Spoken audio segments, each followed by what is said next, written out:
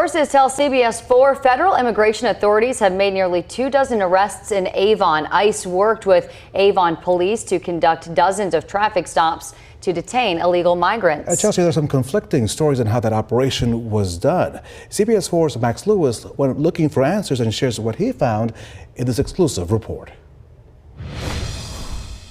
According to sources, ICE was with Avon police yesterday as they conducted dozens and dozens of traffic stops throughout the town. We're told authorities arrested 20 people. Who those people are and why they were arrested has not been shared. But they don't show up in the Hendricks County Jail, and we couldn't find any Avon police reports documenting the arrests. The FBI confirms they, along with ICE, were part of the operation, saying in a statement, quote, "We did not conduct traffic stops as the FBI is not authorized to conduct those. We were there to assist Avon police and ICE with any needed federal warrants, etc." But in a lengthy email sent to us late today, Avon's police chief, Sean Stoops, framed it differently, saying his department conducted a traffic blitz and that, quote, "During a few of these traffic stops, our police officers encountered undocumented and or unlicensed foreign nationals." He says it was only then that his officers contacted immigration authorities. But we're told that ICE reached out first and did so to other agencies as well, asking to ride along with them, but those agencies declined. It appears Avon said yes. Lisa Coop with the National Immigrant Justice Center said ICE generally has to get a warrant to take someone into custody, but can circumvent the system using local law enforcement. A convenient shortcut would be to lean on local police to make